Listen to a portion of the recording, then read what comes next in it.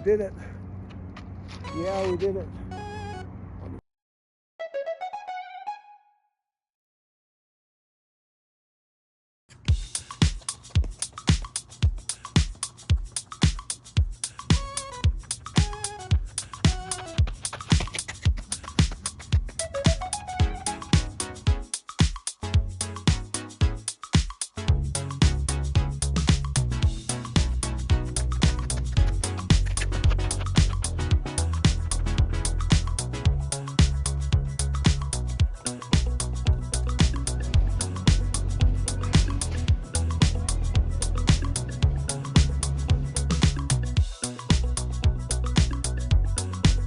Hi, how are you doing?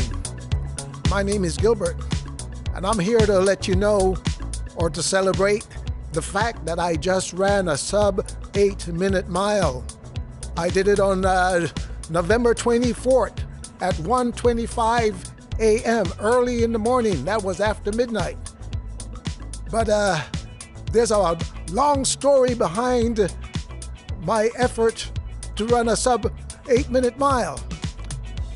You see what happened, I ran my best mile in recent times in 2021. It was a 5:59 mile. I broke the 6-minute barrier on a late evening in Loma Linda, California. And after being successful with that effort, I determined in my mind and in my plans and with my coach that I would target the 5-minute mile barrier. So I was training and aiming, and I even put on the calendar a date when I would attempt to break the 5-minute mile barrier. My dream of running a sub 5-minute mile would have to be put on hold because in February, on February 22nd, 2022, I fell and injured myself. It was a trip and fall accident on the pavement, on the street, on Corridon, where Corridon meets River Road in Norco and Corona. It is right on the border. And that is where, after midnight one night, I tripped and fell, and I sustained multiple fractures in my knee, in the patella, and also in the fibula. And I did not know it when it occurred, but that would put me on ice.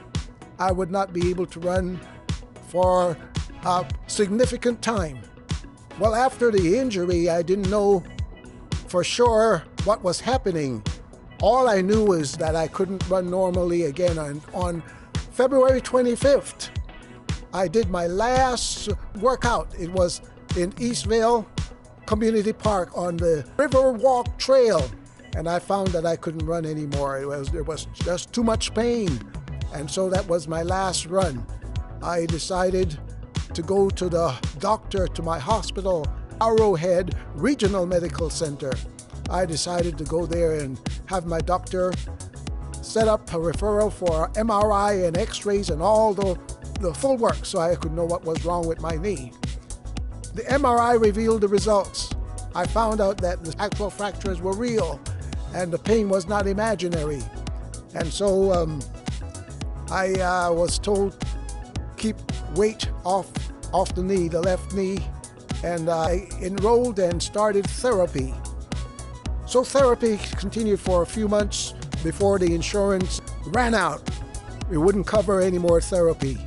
And so I stuck to walking. I decided to do a lot of walking, and I would walk up sometimes to 10 miles a day just to keep fit and keep heart healthy and to keep weight from accumulating on my body.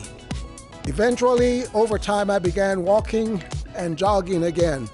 Yes, I kept it really, really easy, and I couldn't do anything hard anyway because the pain would let me know that it was too much.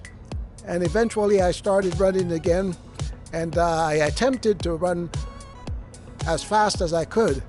And I ran an 8-minute, 1-second mile, and that felt good. And I felt that it would only be time until I was able to run a 7-minute mile, but things happened and my back pain increased, and I had to slow down on the running. I had to go easy. I had to back off from the intensity. So earlier this year, I was able to run an 8:01 mile, and then I followed up with a 8:09 mile. I wasn't getting any faster. It was due to the back issues that I was dealing with. So on the 23rd of November, earlier this week, I figured that with the holidays coming up and Thanksgiving meals and all the gatherings and fellowship, that I wouldn't have time to actually attempt it on the weekend, on Thanksgiving weekend. So I just challenged myself. I said, you know, it might be a good time to try to do it tonight. Tonight, if I'm feeling good, if the back is feeling better than normal, I'll just go ahead and try to run a sub 8-minute mile. And so I went out, but it was late. It was late. I did a 5-mile warm-up, and it felt like I could do something useful, something beneficial, something successful, something triumphant in trying to run a sub 8-minute mile. I had two choices. I could either do it on the street, but the street was kind of hard for my back. It would make my back pain, it would inflame and have my back pain flare up. Or I could do it on the horse trail. But the horse trail is a little tricky because after the rain and the horses, there was some section where the horses came through, and it was a little rough. The problem too with the horse trail is that if I run, I'll have to make some U-turns because what it is, it's a strip that I use, and the strip is only 0.3 miles long. So I'd have to run the strip, make 1 turn, 2 turns, 3 turns. Anyway, it was time to just do something. And I said, you know what? If I go to the first turn and I feel good, I'll just continue and see what I can do with the mile. So it was 1:25 in the morning, a.m., and I decided I'd go for it. And I had my shoes on, my Saucony Endorphin Speed Elite. That's the super shoes by Saucony. And they don't really give you much benefit when you're running on dirt or on the trail. It is designed for street running and hard surface running, but it was my time to use it for some reason. It gave me a boost of confidence to be wearing it, and I went out and I made a go at it, and I got to the first turn and I was feeling okay, and I decided I'll just continue and see if I can complete this whole mile. And the results are in the history books. I was very happy and elated and excited to be able to run a sub 8-minute mile. It was a 7-minute 45-second result. And afterwards, as I was reflecting over my meal and stretching down and cooling down, I felt I could have gone faster. But that is for another time and another place.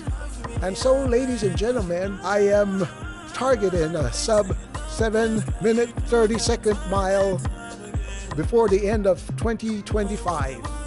I will do it on a better course and in a race outfit. Thank you for supporting me in this quest. Alrighty, be good. Stay well. Happy Thanksgiving to you and to yours, and enjoy the weekend with family and food and friends. No, family, friends, and food. Food comes last. Although for some people, food is the main thing.